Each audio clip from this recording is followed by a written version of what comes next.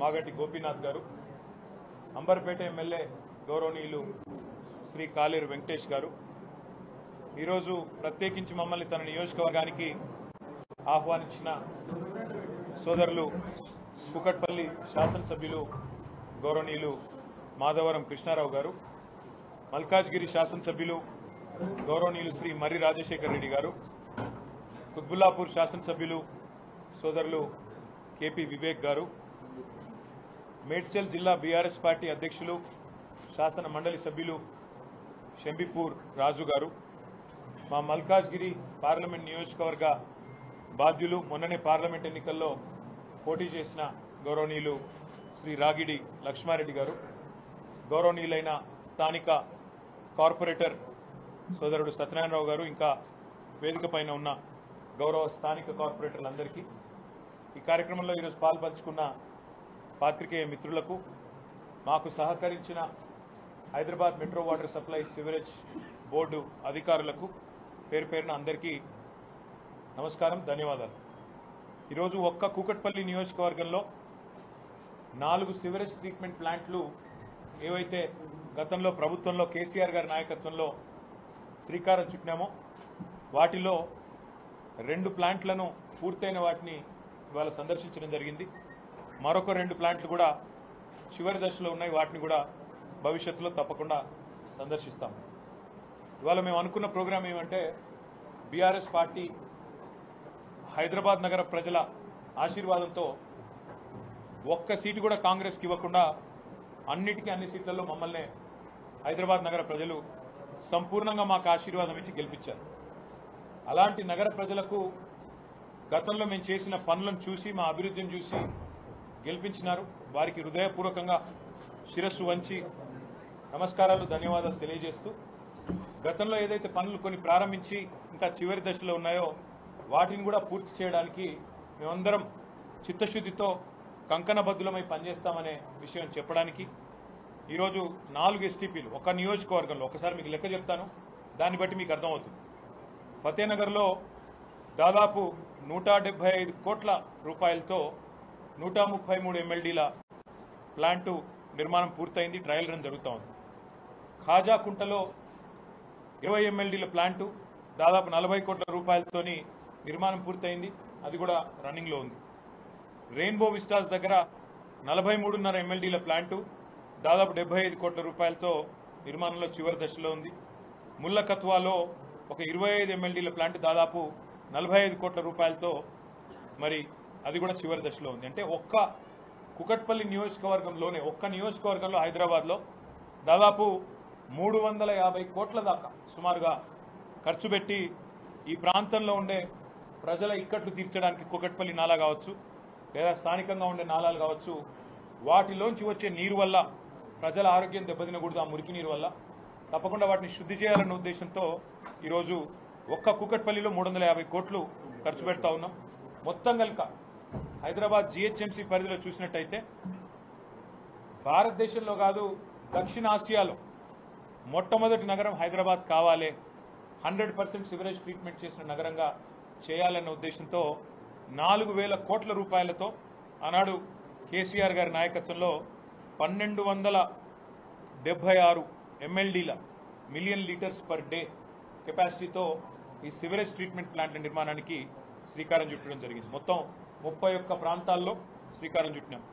అందులో అంబర్పేటలో 300 MLDల ప్లాంట్ అతిపెద్దది అంబర్పేటలో కట్టినాం, దాన్ని కూడా తొందరలో సందర్శిస్తాం. ఇప్పటికే 5 చోట్ల ఎస్టీపీలు ప్రారంభమైనాయి. నేను ఆనాడు మంత్రిగా ఉన్నప్పుడే, ఇంకా అప్పటికి ఎలక్షన్ కోడ్ రాలేదు, కోకాపేటలో ఎస్టీపీ ప్రారంభించాను. తర్వాత ఈ మధ్యన రేవంత్ రెడ్డి గారు ఉప్పల్లో నల్ల చెరువు మీద 1, నాచారం దగ్గర 2 ప్లాంట్లు ప్రారంభించారు. ఇంకా ఒక 3 కూడా తయారుగా ఉన్నాయి, మనం కట్టిందే ప్రారంభించారు.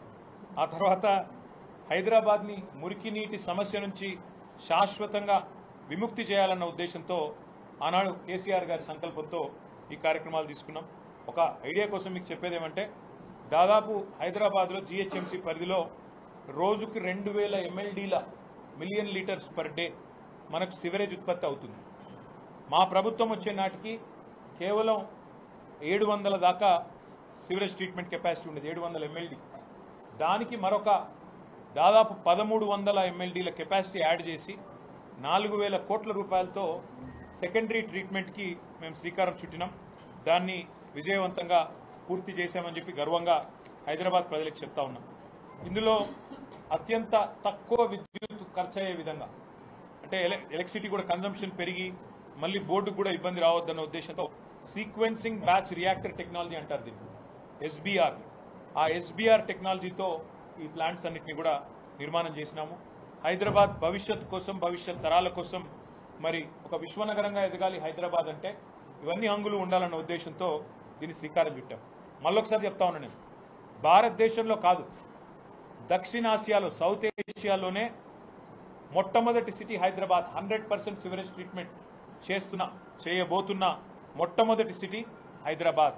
ఇది కేసీఆర్ ముందు చూపు, మా ప్రభుత్వం యొక్క విజన్ వల్ల జరిగింది అనే మాట నేను గుర్తు చేస్తా ఉన్నా.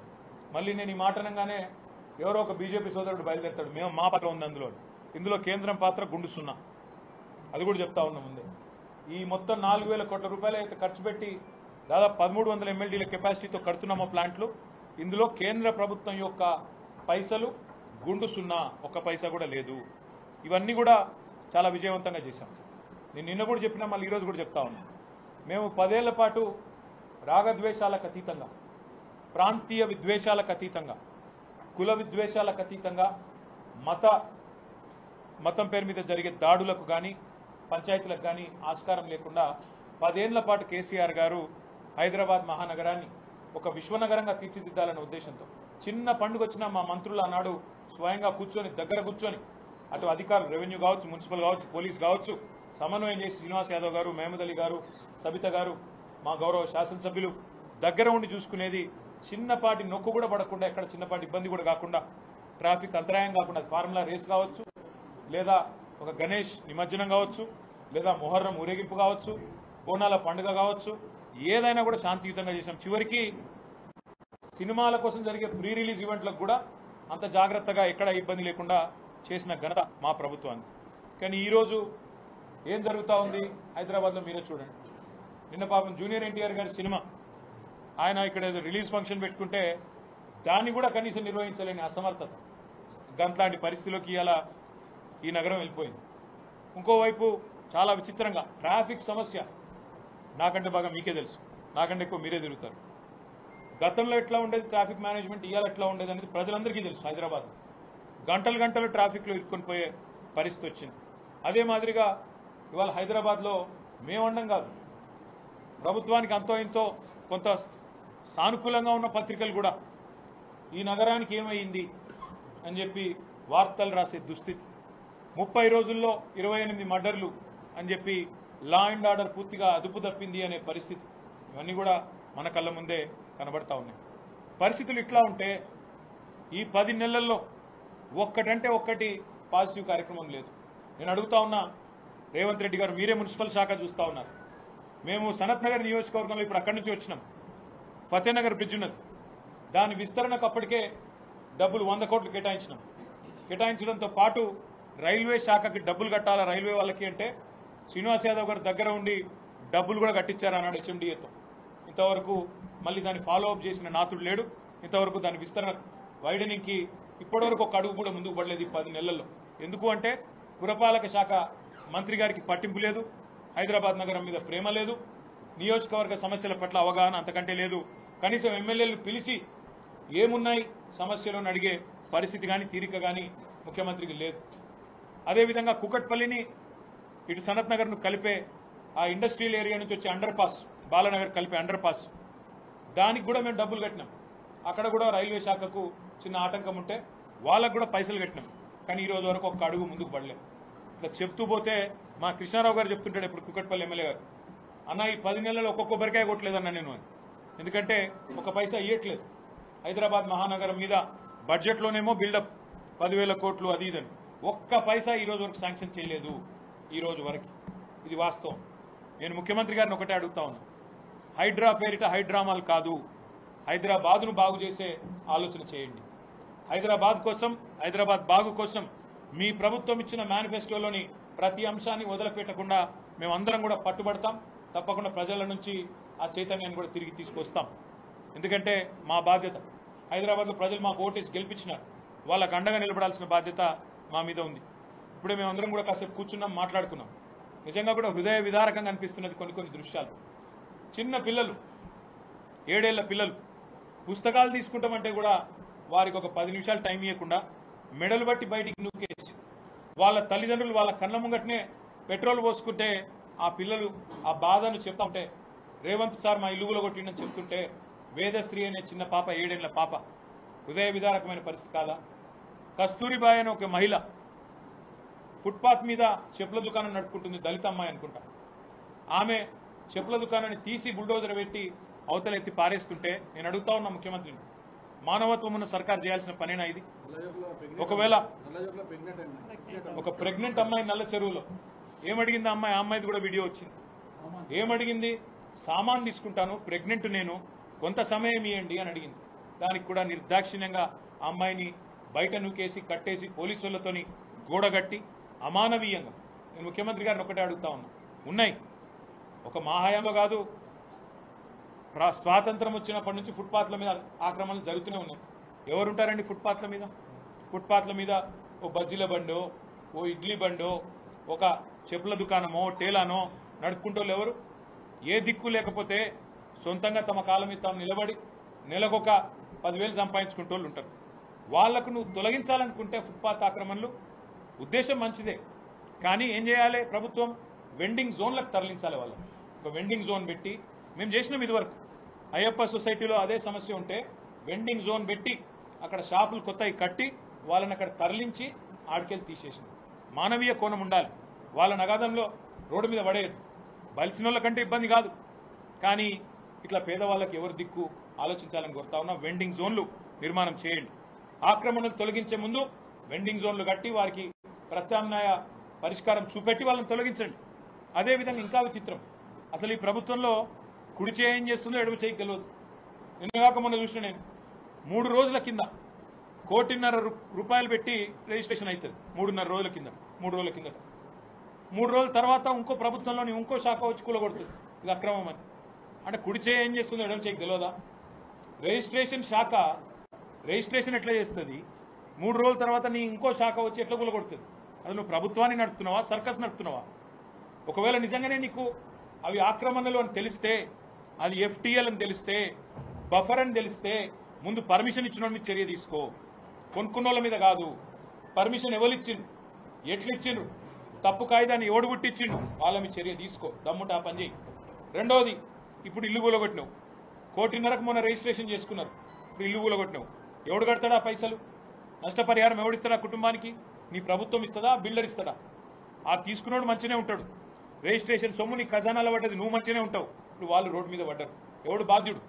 అందుకే మేమందరం కూడా ఇప్పుడు కొద్దిసేపు కూర్చున్నాం, ఆలోచించినాం. తప్పకుండా హైడ్రా బాధితులందరికీ న్యాయపరంగా మేము మా పార్టీ తరఫున మా న్యాయ విభాగం, మా లీగల్ సెల్లు అండగా ఉంటుంది. ఎవరికి ఏ ఇబ్బంది ఉన్నా భారత రాష్ట్ర సమితి కేంద్ర కార్యాలయం తెలంగాణ భవన్, బంజారాహిల్స్ రోడ్ నెంబర్ 10-12 మధ్యలో ఉంటుంది. ఆడికి రండి, తప్పకుండా మీకు మా న్యాయ విభాగం అండగా ఉంటుంది. లేదా మీ గౌరవ శాసనసభ్యులు, గౌరవ కార్పొరేటర్లు అందరూ బీఆర్ఎస్లో ఉన్నారు హైదరాబాద్లో, వారిని సంప్రదించండి. తప్పకుండా మీకు న్యాయపరంగా మేము అండగా నిలబడతాం. చట్టాన్ని, న్యాయాన్ని గౌరవించాలని ప్రభుత్వానికి న్యాయస్థానం ద్వారానే చెప్పిస్తామనే మాట కూడా నేను విజ్ఞప్తి చేస్తా ఉన్నాను. ఇంకొక మాట కూడా నేను అడుగుతా ఉన్నా ఈ ముఖ్యమంత్రిని. ఒక ప్రతిపక్షంలో ఉన్నప్పుడు ఒక మాట, ఒక్క ఇల్లు కట్టలేదని మాట్లాడింది ఆ రోజు, డబుల్ బెడ్రూమ్ ఇల్లు. ఆ రోజు మంత్రిగా శ్రీనివాస్ యాదవ్ గారు ఆయన దగ్గరుండి నేను చూపెడతాను నువ్వు రా అని చెప్పి ఆనాటి శాసనసభాపక్ష నాయకుడు బట్టి విక్రమార్క గారిని తన కారులో ఎక్కించుకొని వివిధ సైట్లు చూపెట్టి చెప్పిండిగో కట్టిన మేము చూడు అని. ఇవాళ అదే ప్రభుత్వం మేము కట్టిన ఇండ్లు ఇవాళ అదే ఇండ్లను మూసీలో ఇంకొకడ ఇస్తా అంటున్నది. మేము ఒక్కటే అడుగుతా ఉన్నాం, మీరు కేవలం మీద కాగితాలు ఇచ్చి తప్పించుకుంటామంటే కుదరదు. తాళాలు ఇవ్వండి, గృహప్రవేశాలు చేయించండి, తర్వాతనే వాళ్ళని తొలగించండి, లేకపోతే ఒప్పుకోం. ఎందుకంటే ఇది పద్ధతి కాదు. వాళ్ళని రోడ్డు మీద పాడేస్తాం. కట్టిన ఇల్లు రెడీగా ఉన్నాయి కదా, ఒక కొల్లూరులో 16,000 ఇల్లు రెడీగా ఉన్నాయి, మేమే కట్టినాం. మీకు వడ్డిచ్చిన పల్లెంలో బ్రహ్మాండంగా పంచపక్ష ప్రమాణాలు పెట్టి నీ చేతిలో పెట్టినాం. చేతనైతే వాళ్ళ గృహప్రవేశాలు దగ్గరుండి మీ అధికారులతో చేయించు. అంతేగాని అమానవీయంగా మళ్ళొక్క అమ్మాయి పుస్తకాలు తీసుకుంటా అంటే నూతి పారేసుడు, ఇంకో ప్రెగ్నెంట్ లేడీ నేను సామాన్లు తెచ్చుకుంటా అంటే నూకు పారేసుడు, మీ ప్రభుత్వమే రిజిస్ట్రేషన్ చేసుడు, మీ ప్రభుత్వమే కూలగొట్టుడు, ఈ చిల్లర పనులు బంద్ చేయమని చెప్పి ముఖ్యమంత్రికి నేను విజ్ఞప్తి చేస్తా ఉన్నా. ఇంకొక మాట కూడా నేను చెప్తా ఉన్నా. మా ప్రభుత్వం ఉన్ననాడు మేము మాట ఇచ్చినాం, 1,00,000 కట్టినాం, మరొక 1,00,000 కడతాం, అవసరమైతే ఇంకా ఇల్లు కూడా హైదరాబాద్లో పేదలందరికీ ఇస్తామని చెప్పాం. 1,00,000 మేము ఇచ్చినాం. నీకు చిత్తశుద్ధి ఉంటే రేవంత్ రెడ్డి హైదరాబాద్ భూములు అమ్ముతున్నావు. ఇప్పుడే తెలిసింది మా కుక్కట్పల్లిలో కూడా హెచ్ఎండిఏ భూముల మీద కన్నేసినాడు, తొందరగా అమ్ముతాడని తెలిసింది. నీకు చిత్తశుద్ధి ఉంటే ఇక్కడి భూముల అమ్మకాల ద్వారా వచ్చే పైసలు ఇక్కడే ఖర్చు పెట్టాలి. తప్పకుండా హైదరాబాద్లోని పేదలకు ఇండ్లు ఇవ్వాలి. ఇక్కడ 1000 ఎకరాల అమ్మకానికి పెడుతున్నామని తెలిసింది. తప్పకుండా ఆ పైసలు ఇక్కడే పెట్టి ఇక్కడ ఉండే హైదరాబాద్లో ఉండే పేదలు కోకొల్లలుగా ఉన్నారు. దాదాపు 7 లక్షల దరఖాస్తులు మాకే వచ్చినాయి. అలా అన్ని తీస్తే కూడా మీకు తప్పకుండా కనీసం ఒక 3-4 లక్షల మంది అర్హులు వెళ్తారు. వాళ్ళకి ఇండ్లు ఇవ్వాలని చెప్పి మేము డిమాండ్ చేస్తా ఉన్నాం. తప్పకుండా వారికి అండగా ఉంటాం. ఇక చివరిగా నేను చెప్పేది ఒకటే, మీరు మంచి పనులు చేయకుండా కేవలం బట్టగాల్చి మీదేస్తాం, హైడ్రా పేరిట డ్రామాలు చేస్తాం అంటే మాత్రం ప్రధాన ప్రతిపక్షంగా మేమైతే చూస్తూ ఊరుకోం. తప్పకుండా భవిష్యత్తులో క్షేత్రానికి కూడా వస్తాం, ఎక్కడికక్కడ ఆ బాధితులకు అండగా నిలబడతాం. మేము కూడా చూస్తూ ఉన్నాం. ఎందుకంటే ఈ ప్రభుత్వం వచ్చి కొత్తగా వచ్చింది కదా, 9-10 నెలలు అయింది కదా, వీళ్ళకు కూడా కొత్త మురిపం ఉంటుంది కదా, హనీమూన్ పీరియడ్ కదా అని ఆగినాం. కానీ మీ దౌర్జన్యాలు, మీ దాష్టీకాలు ఇట్లే కొనసాగితే మేము ఊరుకోము. తప్పకుండా ఫీల్డ్కి వస్తాము. మీ బుల్డోజర్లకు అడ్డంగా అవసరమైతే మేమే నిల్చుంటాం. ఖచ్చితంగా పేదలకు అండగా బస్తీలలో మేము నిలబడతామనే మాట కూడా నేను విజ్ఞప్తి చేస్తా ఉన్నా. మేము ఆక్రమణలను ఎంకరేజ్ చేయడం లేదు. మేము చెప్పేదల్లా ఒకటే, ఆక్రమణలు అంటే చాలా గమ్మత్తున్నది. ఆక్రమణలు చేసిందంతా మీకు కాంగ్రెస్ వాళ్ళే ఉంటారు ఎక్కువ, మొదలు తీసుకొస్తే తవి తీస్తే. మీరు ఆఖరికి మొన్న కూలగొట్టిన నాగార్జున కన్వెన్షన్ కూడా పర్మిషన్ ఇచ్చింది కాంగ్రెస్ వాళ్ళే. ఇలా కూలగొట్టి డ్రామా చేసేది కాంగ్రెస్ వాళ్ళే. కాబట్టి ఈ చెరువుల కబ్జాలు, నాలాల కబ్జాలు గత ఒక 70-80 ఏళ్ల నుంచి జరుగుతూ వచ్చినాయి. పేదవాళ్ళు అక్కడికి వచ్చి కట్టుకున్నారు. మీరిచ్చిన పట్టాలు కూడా ఉన్నాయి. నేను అనేదల్లా ఒకటే, రాజకీయాలకు అతీతంగా, రాగద్వేషాలకు అతీతంగా పేదలకు న్యాయం చేద్దాం. ఏ దిక్కు లేని వాడికి, అభాగ్యుడికి అండగా నిలబడదామన్నదే మా పార్టీ సిద్ధాంతం. తప్పకుండా అండగా నిలబడతాం. ఆక్రమణలను మేము కూడా ప్రోత్సహించాం. కానీ అందులో నుంచి తొలగించేటప్పుడు మాత్రం మానవీయంగా వాళ్ళని ఇళ్లలో పెట్టండి, రోడ్డు మీద బజార్ మీద పడేయకండి. చిన్న పిల్లలను, మహిళలను వాళ్ళ పట్ల కర్కశత్వంతో, మానవత్వం లేకుండా వ్యవహరించకండి. ఇది మంచి పద్ధతి కాదు అనే మాట కూడా చెబుతూ, ఇక ఆక్రమణలు కూలగొట్టాలంటే నేను ఇంకో మాట కూడా అంటున్నాను. జిహెచ్ఎంసీ బిల్డింగే నాలా మీద ఉంది. ఇలా హైడ్రా కమిషనర్ కూర్చున్న బిల్డింగ్ బుద్ధ భవన్ కూడా నాలా మీదే ఉంది. మీ అన్న తిరుపతి రెడ్డి ఇల్లు FTL ఉన్నది.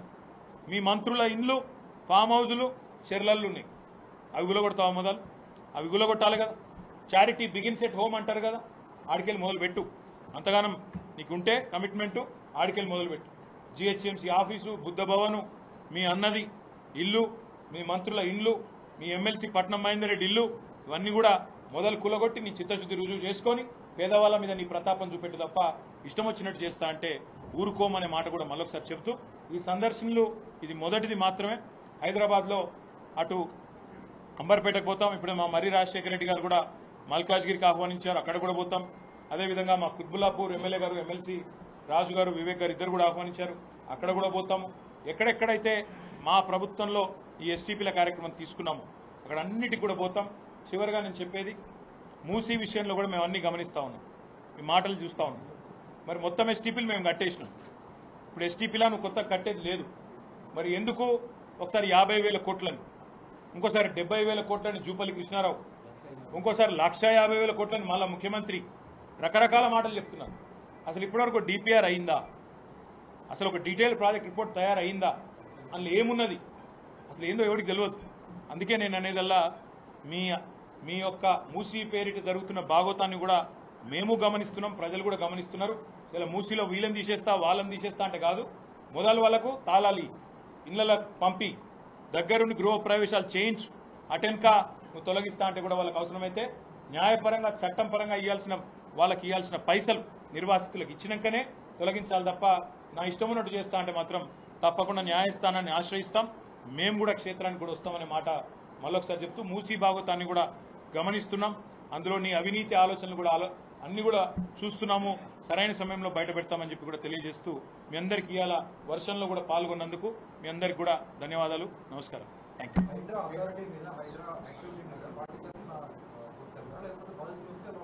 మేము చెప్పేది ఒకటే బ్రదర్, ఏదైనా ప్రభుత్వం మంచి ఉద్దేశంతో ఏదైనా పని చేయదలుచుకుంటే తప్పకుండా ఆలోచన చేయవలసింది.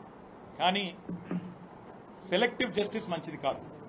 ముఖ్యమంత్రి అన్నకొక న్యాయం, బాగా డబ్బులున్న వాళ్ళకు ఒక న్యాయం, వాళ్ళని మాత్రం ముట్టం, కానీ పేదల మీద మాత్రం మా ప్రతాపం చూపెడతామంటే తప్పకుండా పేదవాళ్ళ పక్షాన మా పార్టీ నిలబడుతుంది. వాళ్ళు మా దగ్గరికి వచ్చినా లేదా ఫీల్డ్కు మేమే పోవాల్సి వచ్చినా మా ఎమ్మెల్యేలందరం పోతాం, వాళ్ళకు అండగా నిలబడతాం. నేను అనేదాన్ని ఒకటే, చట్టం న్యాయం ఫాలో కావాలి, అందరికి ఒకటే ఉండాలి. చట్టం బలిసిన వాళ్ళకు చుట్టం, పేదవాళ్ళకు మాత్రం చట్టం అనేది ఇష్టం ఉన్నట్టు చేస్తాం. పొద్దున 3 గంటలకు పోతాం, బుల్డోజర్ పెట్టి కొట్టిపారేస్తాం.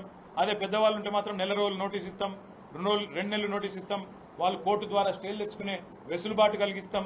అంటే మాత్రం ఆ డ్రామాని ఎండగడతాం, హైడ్రా పేరిట జరిగే డ్రామాని ఎండగడతాం. మీరు తొందరలో ఆ వివరాలు కూడా బయట పెడతాము. ఆల్రెడీ ఆ సంస్థ బ్లాక్ లిస్ట్ అయిన సంస్థ, ఆ వివరాలు కూడా మొత్తం నేను మరొక ప్రెస్ మీట్ పెట్టి చెప్తాను, తొందరపడకండి. ఒక వేదశ్రీకే కాదు, పరామర్శకు కూడా పోతాను, కస్తూర్బాయి గారి దగ్గర కూడా పోతాం. మేము తప్పకుండా ఎవరెవరైతే రోడ్డున పడ్డారో బాధితులు, వాళ్ళందరికీ అండగా మేము నిలబడతాం. తప్పకుండా ఆ కుటుంబాలన్నింటినీ కూడా మేము మా శాయశక్తులు ఆదుకుంటాం, న్యాయపరంగా కూడా వారి కోసం కొట్లాడతాం. అది మా బాధ్యత.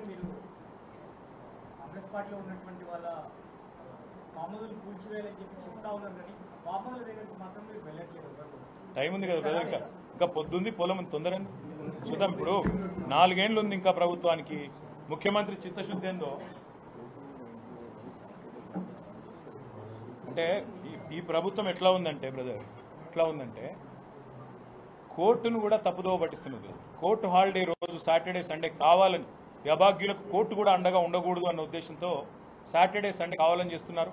ఉదయం 3 గంటలకు పోయి కొట్టిపారేస్తున్నారు. అంటే ఎంత తెలివిగా చేస్తున్నారు, అతి తెలివితో చేస్తున్నారంటే కోర్టు ఫంక్షనింగ్ స్టార్ట్ అయ్యే లోపలనే కూలగొట్టి అయ్యో అయిపోయింది, 3 గంటలకు మొదలు పెట్టాలి, 9 గంటల లోపల నీలమట్టం చేయాలి, 10 గంటలకు కోర్టు ఒకవేళ మొట్టికాయలు వేసినా అయ్యో సారీ అని చెప్తే అయిపోతుంది. ఇట్లా కోర్టుని, న్యాయమూర్తులను కూడా అపహాస్యం చేసే విధంగా వ్యవహారం చేస్తూ ఉన్నారు.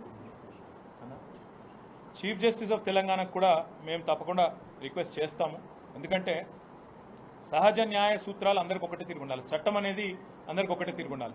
ముఖ్యమంత్రి అన్నకు ఒక చట్టం, గరీబ్ గాళ్ళకు ఇంకో చట్టం అంటూ ఉండదు కదా. కాబట్టి తప్పకుండా అది ఆలోచన చేయాలి. మూడోది, మీరు అన్నారు కాంగ్రెస్ వాళ్ళ ఇండ్ల మీదకి పోతారా అని. సందర్భం వస్తే కాంగ్రెస్ వాళ్ళ ఇండ్ల మీదకి పోతాం, మంత్రుల దగ్గరికి పోతాం, మంత్రుల ఫామ్ హౌస్లను మంచి వీడియోలు తీసి మీకు కూడా అందజేస్తాం.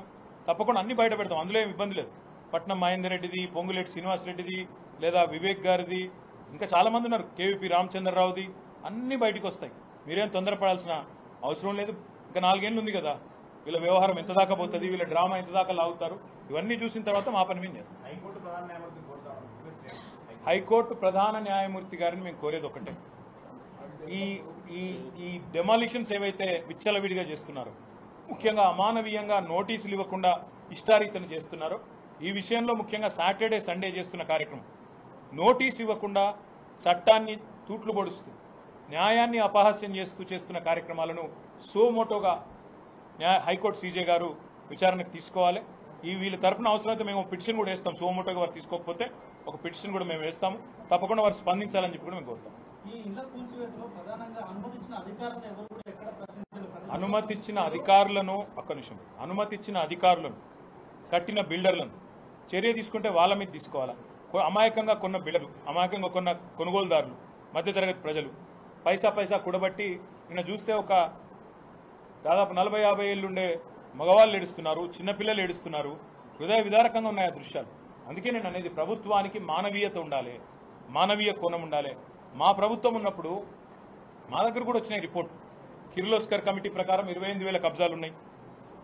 ఓఎంట్స్ అనే కమిటీ కన్సల్టింగ్ కంపెనీ రిపోర్ట్ ప్రకారం 30,000 ఉన్నాయన్నారు.